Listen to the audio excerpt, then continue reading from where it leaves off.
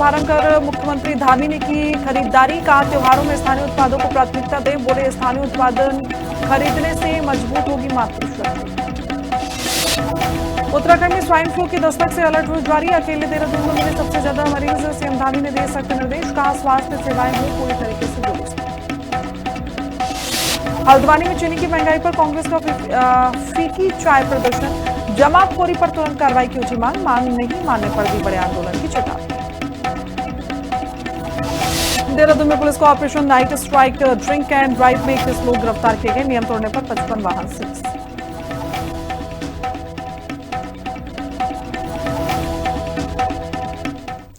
नमस्कार, बहुत स्वागत है आपका। हिंदी खबर देख रहे हैं आप। बुलेटिन की शुरुआत कर लेते हैं बड़ी खबर के साथ, जहां धामी कैबिनेट में 17 प्रस्तावों पर मोहर लगी है। सीएम धामी की अध्यक्षता में आपको बता दें कि कैबिनेट की बैठक हुई। नई राज्य सहकारिता नीति मंजूर कर दी गई है। सीएनजी गाड़ियों को राहत मिलने वाली है। हाइब्रिड वाहनों से जो छूट है वो वापस ले ली गई है। मेडिकल सप्लाई कॉर्पोरेशन का गठन किया गया है। देहरादून में फिलहाल आपको बता दें कि यह बैठक हुई है। मुख्यमंत्री धामी की अध्यक्षता में यह महत्वपूर्ण बैठक कैबिनेट की मानी जा रही है। इसमें कई अहम प्रस्तावों पर मोहर लगी है। अपर सचिव वंशीधर तिवारी ने बता दें कि प्रेस ब्रीफिंग में ये कहा, बैठक में कुल 17 प्रस्तावों को मंजूरी दे दी गई है। और इस बैठक में राष्ट्रीय सहकारी नीति 2026 के अनुरूप उत्तराखंड राज्य सहकारिता नीति 2026 को हरी झंडी दी गई है, जिसका मुख्य उद्देश्य युवा पीढ़ी को सहकारिता से जोड़ना है। और इसके अलावा परिवहन क्षेत्र में सुधार के लिए उत्तराखंड मोटरयान कराधान सुधार अधिनियम को स्वीकृति मिली है। नए नियमों के तहत राज्य में सीएनजी वाहनों को ग्रीन सेस में मिलने वाली छूट जारी रहेगी, जबकि हाइब्रिड वाहनों की अगर बात की जाए तो उनको भी राहत दी जा रही है। उनकी जो राहत है वो वापस ले ली गई है। वहीं अन्य राज्यों का अध्ययन कर जल्द ही राज्य की नई इलेक्ट्रिक व्हीकल पॉलिसी तैयार करने का निर्णय लिया गया है।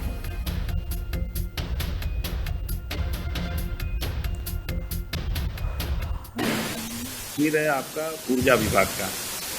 उत्तराखंड पावर कॉर्पोरेशन लिमिटेड द्वारा ऊर्जा सुरक्षा सुनिश्चित करने और विश्वसनीय बेस लोड बिजली की आपूर्ति हेतु राज्य सरकार को प्रस्तुत 1300 मेगावाट कोयला आधारित बिजली खरीद के संबंध में न्यूनतम बोली दाता अडानी पावर लिमिटेड को 5.746 प्रति यूनिट के कुल टैरिफ पर 25 वर्षों के लिए 1320 मेगावाट कोयला आधारित बिजली की खरीद को स्वीकृति प्रदान किए जाने एवं उत्तराखंड पावर कॉर्पोरेशन लिमिटेड के साथ बिजली आपूर्ति समझौते एवं अनुसंधि अभिलेखों में हस्ताक्षर करने, आवश्यक शर्तें पूरा करने, नियामक आयोग से वैधानिक छुट्टी प्राप्त करने के लिए अधिकृत किए जाने हेतु माननीय मंत्रिमंडल द्वारा स्वीकृति प्रदान करने का अनुरोध किया गया था, जिसमें स्वीकृति प्रदान की गई। ये छत्तीसगढ़ में जो कोल ब्लॉक आवंटन हुआ था उत्तराखंड राज्य को, वहाँ पर ये 1320 मेगावाट का एक प्लांट गवर्नमेंट की तरफ से लग रहा है। तो वहीं देखिए, अग्निवीरों के लिए उत्तराखंड सरकार की बड़ी पहल नजर आ रही है, जहां देश में पहली बार अग्निवीर रोजगार सेल बनेगा। सेवा मुक्त अग्निवीरों को रोजगार का अवसर मिलने वाला है। सीएम धामी कैबिनेट का ऐतिहासिक फैसला ये लिया गया है। सीएम धामी ने एक्स पर पोस्ट किया है, ये जानकारी साझा की है। तो उत्तराखंड सरकार ने देश की सेवा कर लौटने वाले अग्निवीरों के भविष्य को सुरक्षित और उज्जवल बनाने के लिए एक ऐतिहासिक पहल की है। मुख्यमंत्री पुष्कर सिंह धामी की अध्यक्षता में हुई कैबिनेट बैठक में सेवा मुक्त होकर लौटने वाले अग्निवीरों को रोजगार और स्वरोजगार के बेहतर अवसर प्रदान करने के लिए अग्निवीर रोजगार सेल के गठन का निर्णय कर लिया गया। उत्तराखंड देश का ऐसा पहला राज्य बन गया है जिसने अग्निवीरों के लिए समर्पित सेल गठित करने का फैसला किया है। मुख्यमंत्री पुष्कर सिंह धामी ने कहा है कि यह निर्णय देश की रक्षा में योगदान देने वाले वीर युवाओं के प्रति सम्मान और कृतज्ञता की भावना को दर्शाता है। यह सेल अग्निवीरों को उनकी योग्यता और कौशल के मुताबिक विभिन्न सरकारी विभागों, निजी संस्थानों में रोजगार के अवसरों के साथ साथ आवश्यक मार्गदर्शन और सहायता भी प्रदान करेगा।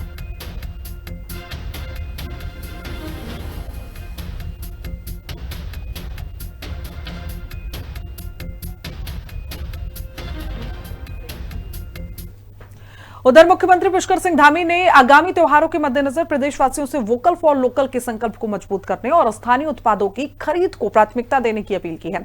जहां मुख्यमंत्री ने सचिवालय परिसर में सशक्त बहना उत्सव के तहत महिला स्वयं सहायता समूह द्वारा लगाए गए स्टॉलों का निरीक्षण किया है और विभिन्न स्थानीय उत्पादों की खरीदारी की है। और इस मौके पर मुख्यमंत्री ने कहा कि राज्य की मातृशक्ति द्वारा तैयार किए जा रहे उत्पाद हमारी संस्कृति, परंपरा और हुनर की असली पहचान है। मुख्यमंत्री ने प्रदेशवासियों से अपील की है कि इस त्योहारी सीजन में उपहारों और दैनिक उपयोग के लिए स्थानीय उत्पादों को ही प्राथमिकता दें।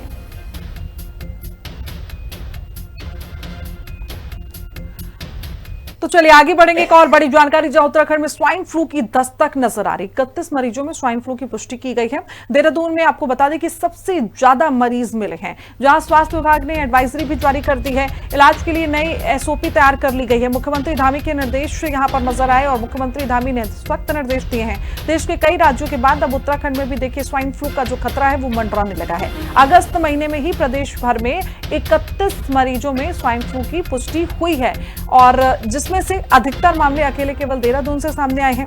मामलों की गंभीरता को देखते हुए फिलहाल स्वास्थ्य विभाग अलर्ट मोड पर नजर आ रहा है। विभाग ने आम जनता के लिए एडवाइजरी भी जारी करने के साथ इलाज के लिए नई एसओपी तैयार करना भी शुरू कर दिया। स्वाइन फ्लू की दस्तक के बाद मुख्यमंत्री पुष्कर सिंह धामी ने स्वास्थ्य विभाग के उच्च अधिकारियों को राज्य की स्वास्थ्य सेवाओं को दुरुस्त करने और अस्पतालों में पुख्ता इंतजाम करने के सख्त निर्देश दिए हैं।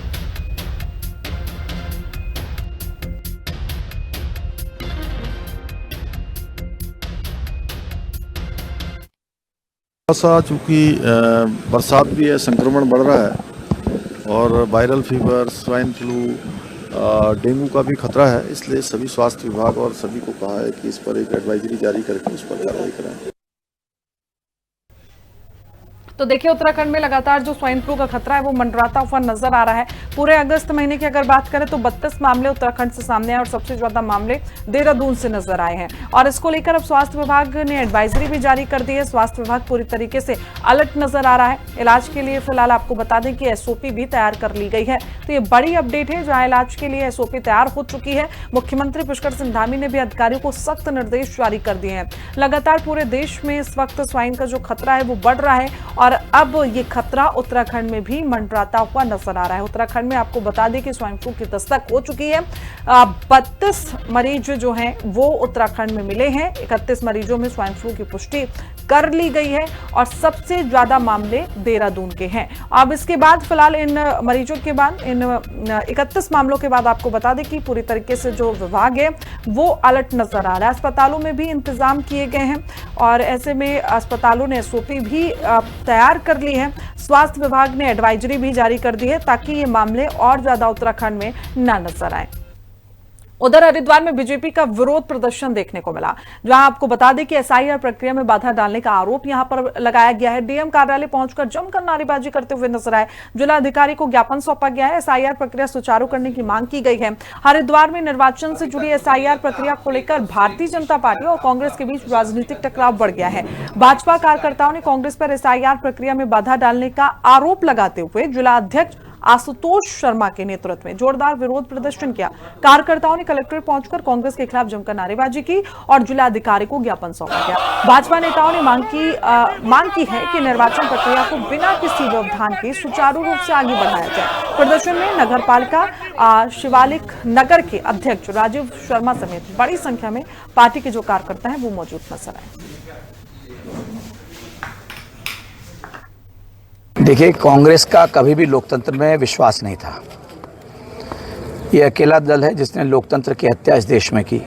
इमरजेंसी का, आपातकाल का समय हम सबको याद है और आज भी कांग्रेस उसी परिपाटी पर चलने का प्रयास कर रही है। लोकतंत्र में अनेकों बार एसआईआर की प्रक्रिया हुई है, जिनमें अधिकतर समय कांग्रेस का राष्ट्र में शासन रहा, लेकिन कभी भी विपक्षी दलों ने इस पर कोई आपत्ति हुई तो उसको सही माध्यम से, सही तरीके से, सही स्थान पर बात की। आज की स्थिति क्या हो गई है कि कांग्रेस के लोग आपत्तिकर्ताओं के घर जा रहे हैं, उन्हें डरा रहे हैं, धमका रहे हैं, प्रताड़ित कर रहे हैं, उनके एफिडेविट साइन करा रहे हैं और उन पर दबाव बना रहे हैं। अगर लोकतंत्र की ये व्यवस्था नहीं रहेगी, किसी को आपत्ति करने का अधिकार नहीं रहेगा, तो फिर ये लोकतंत्र जिंदा कैसे रहेगा। एसआईआर बिल्कुल निष्पक्ष रूप से पूरे प्रदेश में चल रहा है, लेकिन कांग्रेस के लोग अपने विशेष जो फर्जी वोट उनके हैं उनको बचाने के चक्कर में जगह जगह जिला प्रशासन, जो जिला निर्वाचन अधिकारी भी हैं, उन पर दबाव बना रहे हैं। जिला प्रशासन उनके दबाव में आके काम ना करे, पर निष्पक्ष काम करे। ये मांग हमने आज जिलाधिकारी के माध्यम से की है कि आप किसी के दबाव में ना आए, किसी के डराने से डरे नहीं, आप निष्पक्ष होकर, निर्भीक होकर जो प्रदेश निर्वाचन अधिकारी के और चुनाव जो एक प्रक्रिया है उसमें जो नियम है उनके तहत कार्रवाई करें। किसी का भी पक्ष लेने की आवश्यकता नहीं है, किसी के दबाव में आने की जरूरत नहीं है। केंद्र सरकार के यूजीसी बिल और दिल्ली के जंतर मंतर पर छात्रों पर हुए लाठीचार्ज के विरोध में हरिद्वार में स्वर्ण समाज के लोगों ने मोर्चा खोल दिया है। तहसील परिसर के सामने कार्यकर्ताओं ने एक दिवसीय सांकेतिक धरना देकर केंद्र सरकार के खिलाफ प्रदर्शन किया और इसके बाद उप जिलाधिकारी योगेश मेहरा के माध्यम से राष्ट्रपति को ज्ञापन भेजकर यूजीसी बिल को तुरंत वापस लेने की मांग की गई। प्रदर्शनकारियों ने तर्क दिया है कि यह नया कानून विश्वविद्यालय में छात्रों के बीच व्यवस्था बढ़ाएगा, जिससे समान वर्ग के जो छात्र हैं वो मानसिक दबाव में रहेंगे। वक्ताओं ने जातिगत आरक्षण की जगह केवल आर्थिक आधार पर आरक्षण लागू करने और चयन का आधार सिर्फ योग्यता यानी कि मेरिट रखने की मांग की है। और इसके साथ ही उन्होंने SC/ST एक्ट के दुरुपयोग पर चिंता जताते हुए इसके प्रावधानों पर भी पुनर्विचार करने का आग्रह किया।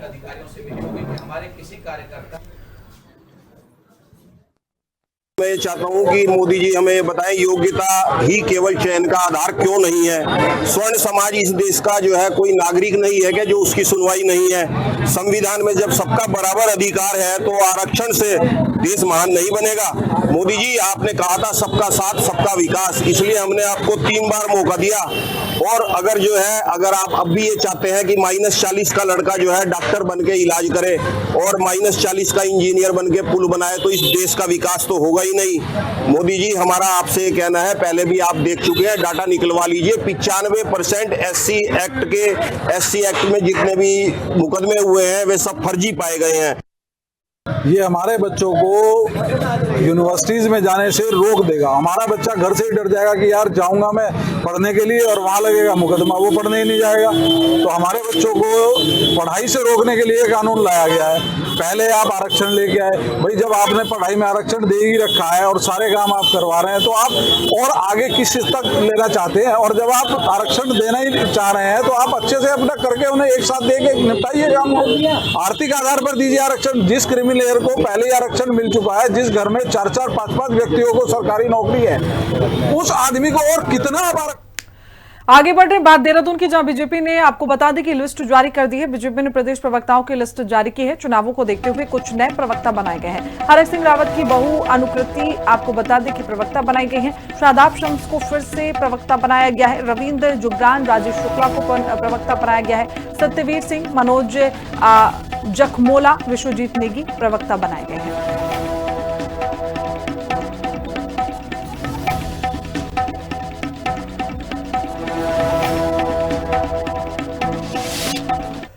खेती को इन्होंने इथेनॉल बनाने के लिए डाइवर्ट किया तो गन्ने की कमी हो गई, चीनी की कमी हो गई देश में।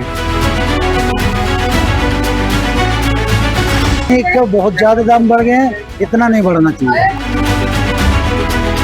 नहीं आ रहा तो फिर महंगाई ज्यादा बढ़ाना ही पड़ेगा हम लोगों को।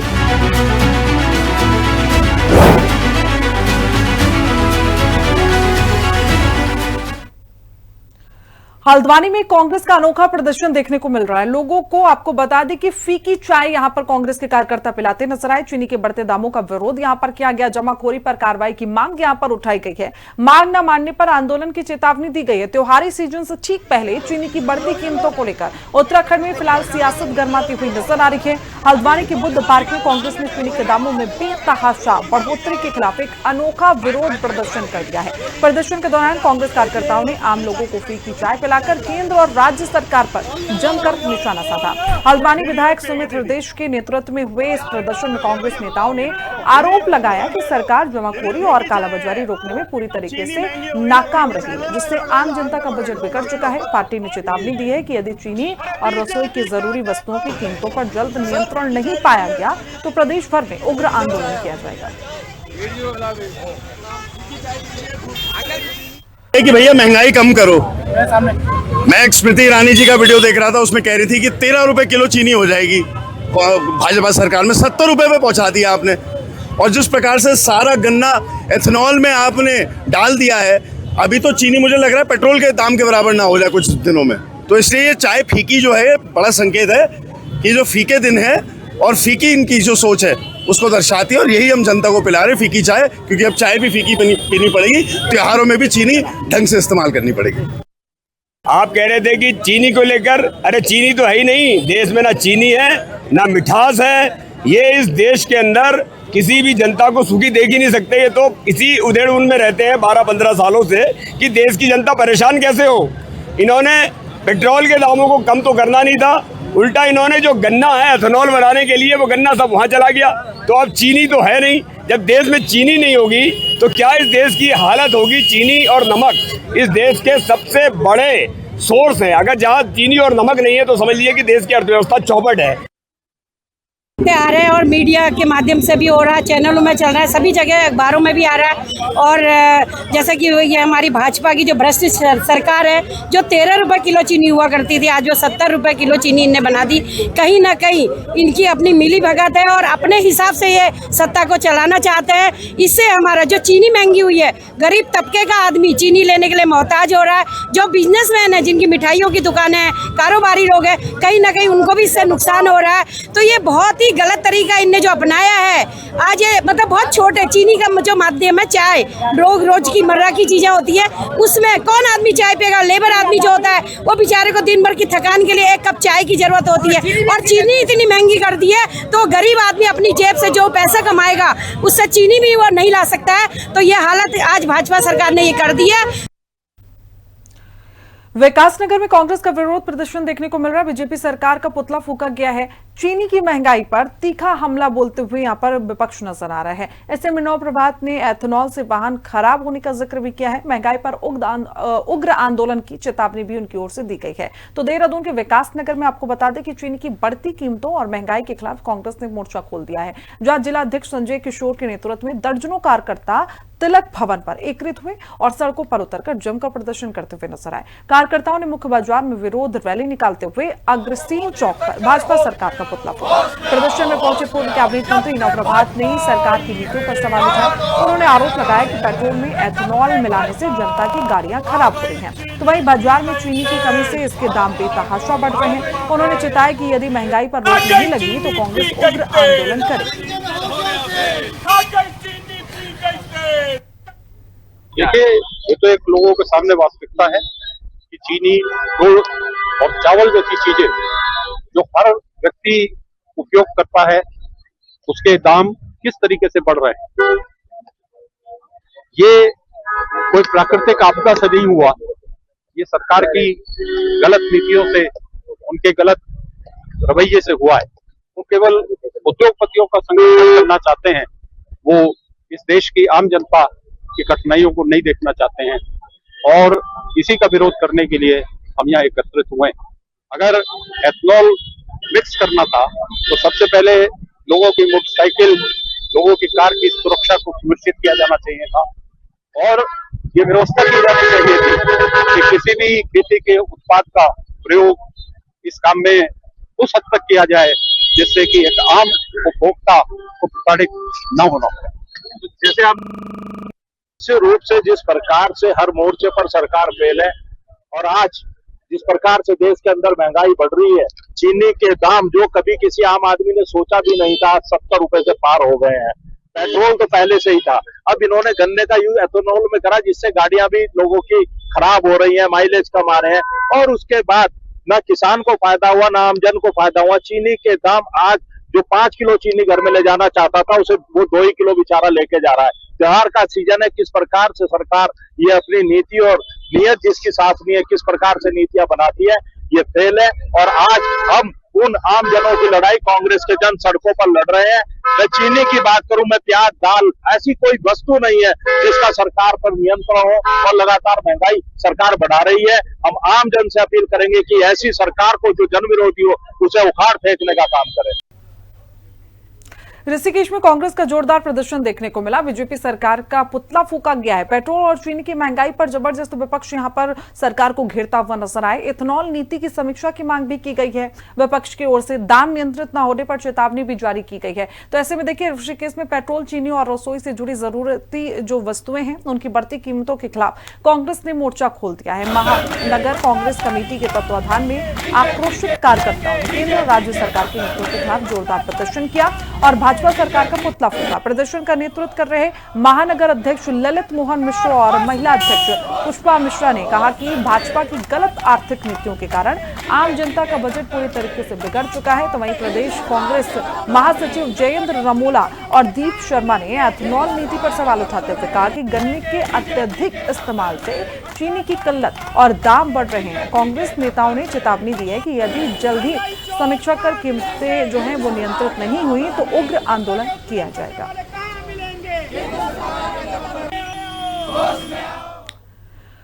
वही देखिए, उत्तराखंड के पूर्व मुख्यमंत्री हरीश रावत ने सोशल मीडिया पर एक भावुक पोस्ट साझा की है। दिल्ली में स्वास्थ्य लाभ ले रहे रावत ने 5 सितंबर से पहले उत्तराखंड लौटने और नई पीढ़ी जेन अल्फा से मिलने की उत्सुकता जताई है। उन्होंने कहा कि वो एक वीडियो से प्रभावित हुए जिनमें बच्चे सड़क और स्कूलों की कमी पर सवाल उठा रहे हैं। रावत ने इन मुद्दों से उपवास के जरिए जुड़ने का संकेत दिया है।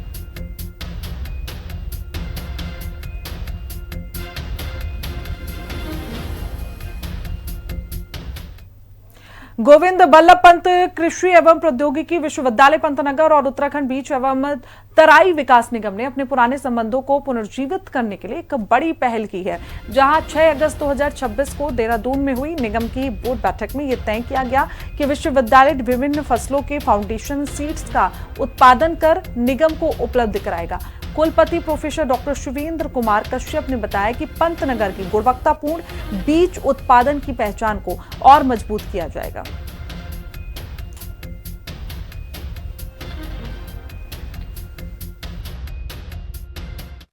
ही जाना जाता है और पंतनगर तो सिनोनिम है, पर्यायवाची है बीज का।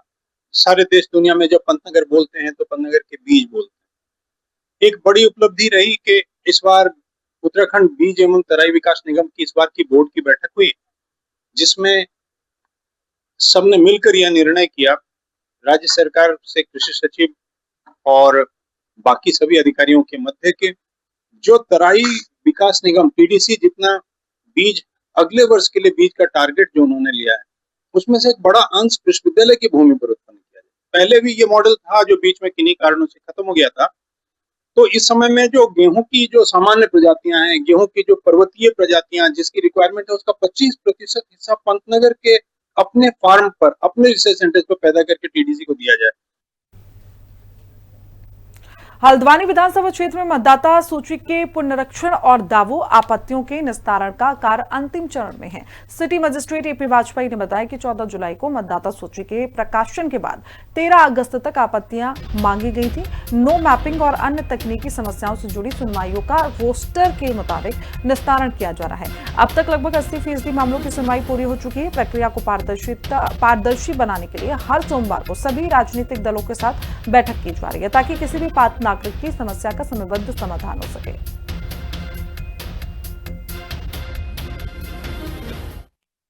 देखिए, SIR में 14 जुलाई को सभी पोलिंग बूथ पर ड्राफ्ट मतदाता सूची का प्रकाशन किया गया था और उसके बाद दावे आपत्तियों को आमंत्रित करने के लिए 13 अगस्त तक की अवधि निर्धारित की गई थी। इसके अलावा हल्द्वानी विधानसभा में एनोमली और नो मैपिंग के नोटिस संबंधित मतदाताओं को निर्गत किए गए थे, जिसमें सुनवाई का कार्य रोस्टर के अनुसार हमारा 24 अगस्त को पूर्ण होने जा रहा है और इसके अतिरिक्त यदि किसी कारणवश कोई उपस्थित नहीं हुआ तो उसको सुनवाई के लिए एक अग्रिम तिथि भी इसमें दी जा रही है। देहरादून में ऑपरेशन नाइट स्ट्राइक जारी है, जहां ड्रिंक एंड ड्राइव में 21 लोगों की गिरफ्तारी हो चुकी है। नियम तोड़ने पर 55 वाहन सीज कर दिए गए हैं। 700 से ज्यादा वाहनों की चेकिंग की जा रही है। 57 संदिग्धों को थाने लाया गया है और ऐसे में देहरादून में रात के समय आपको बता दें कि शराब पीकर हुड़दंग मचाने और यातायात नियमों की धज्जियां उड़ाने वालों के खिलाफ पुलिस ने कड़ा रुख अपना लिया है। जहां एसएसपी प्रमोद डोभाल के निर्देशों पर जिले भर में ऑपरेशन नाइट स्ट्राइक चलाया गया।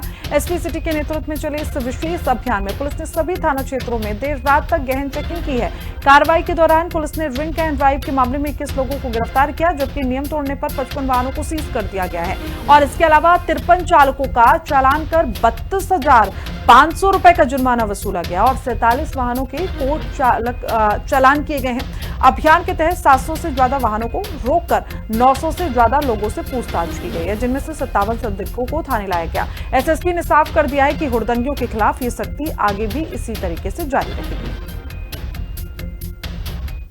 देहरादून में सिटी क्राइम के मद्देनजर, सिटी क्राइम की रोकथाम के मद्देनजर जो स्ट्रीट क्राइम है उस पर प्रभावी रोकथाम के लिए समस्त देहरादून जनपद की पुलिस खासकर सिटी क्षेत्र में ऑपरेशन नाइट स्ट्राइक के नाम से एक वृहत कार्यक्रम चलाया जा रहा है, जो ऑपरेशन प्रहार की ही एक आगे की कड़ी के रूप में हमने से चलाया है।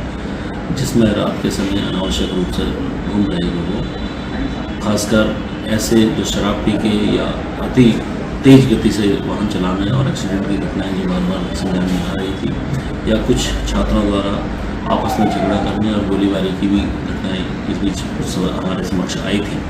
तो उस पर प्रभावी रोकथाम के लिए लगातार हम इस ऑपरेशन को चला रहे हैं, जिसमें अभी तक करीब 14 से ज़्यादा लोगों को अभी तक पुलिस के द्वारा निरुद्ध किया गया है और जिसमें करीब 150 से ऊपर वाहनों को सीज किया गया है। आगे भी ये कार्रवाई लगातार जारी है।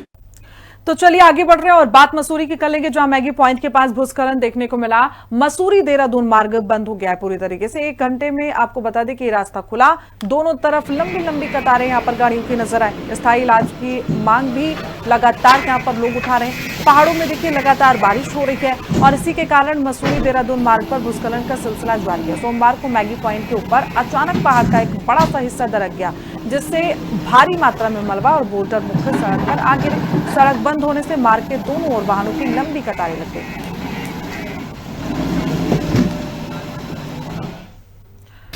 और इसी के साथ बुलेटिन में इतना ही। देश दुनिया की तमाम जानकारी के लिए देखते रहिए हिंदी खबर। नमस्कार।